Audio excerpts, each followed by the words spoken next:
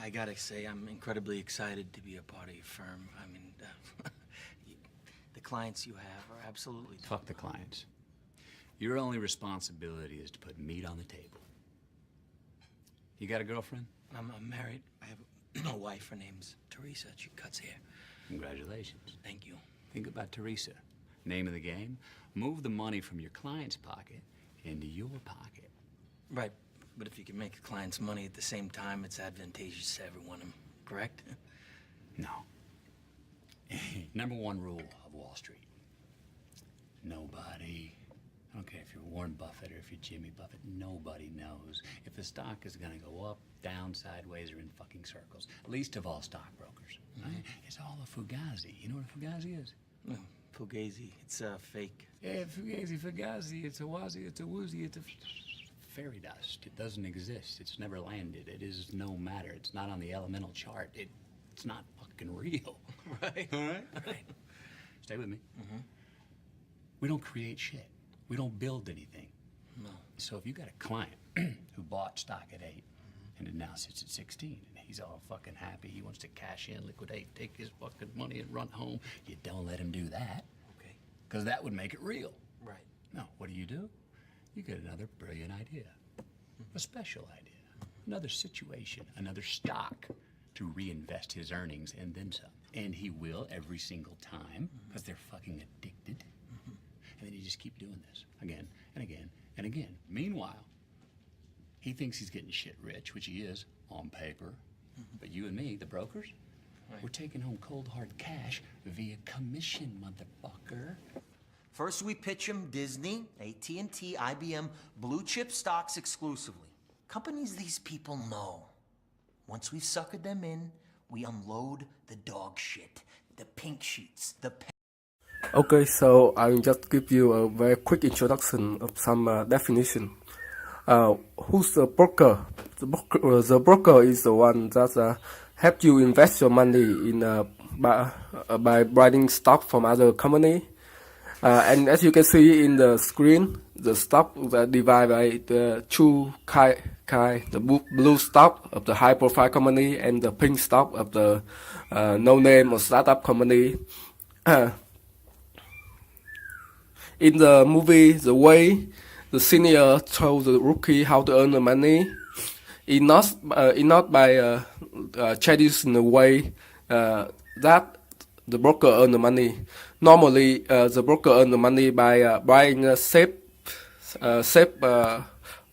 stocks for the customer, so that and they will earn the commission, 10% commission, and any profits that the client made that way.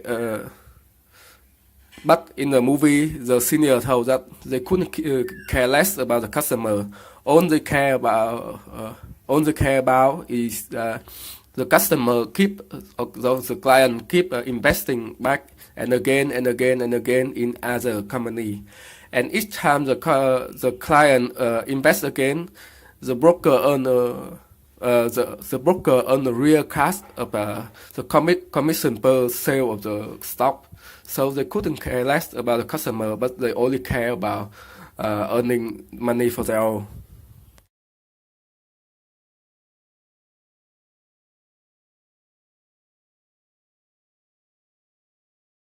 It's not like I cared about the 50 grand anyway.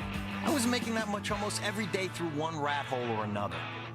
Now, a rat hole is a friend, like Brad here, who held stock in his name from me. You're supposed to be, huh? Technical Jew. I'd drive the price up, then he'd sell and kick most of the profits back to, you guessed it, me. All cash. None of it's on the books. A big no-no, of course, in the eyes of the law. I was gonna fire off a bazooka in here, offering up our latest IPO. An IPO is an initial public offering. It's the first time a stock is offered for sale to the general population. Now, as the firm taking the company public, we set the initial sales price, then sold those shares right back to our friends. Look, I know you're not following what I'm saying anyway, right? That's okay, that doesn't matter. The real question is this: was all this legal? Absolutely fucking not. But we were making more money than we knew what to do with. Stock, okay? And not only that, Donnie and I... As you can see, now our rookies have become a mastermind, or you could say the wolf of the Wall Street. And their method, and his method to earn money is also become very complicated, but profitable as well. Let me explain this to you. So, first of all, he would buy the stocks from the new company, the pink stock, with their very cheap price, and he can create, he will spread fake rumors to his own client that this company is very promising. The company has a backup and the owner very experienced or something like that. That make his client believe that this is very good investment. So they would buy the stock of this company with very high price. That's when he sell his old stock that he already acquired very cheap back then to his old client right now for very high value.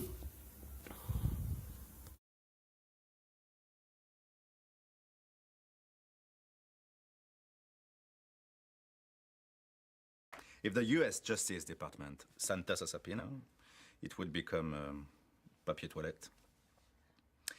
We would wipe our ass with it.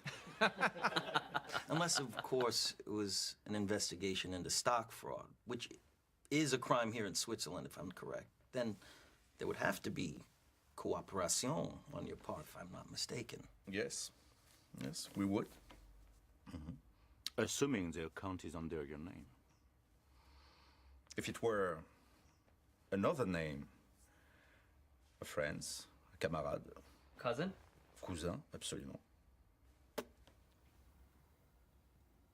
Relative. Yeah.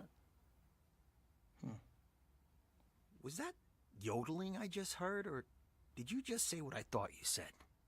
Yes, yes. He's telling me to use a fucking rat hole, but a U.S. rat hole would never get into. And now, after his way of business had run for around 5 years, I believe, the law enforcement start to investigate him. As you can see, now he has acquired a huge illegal amount of money.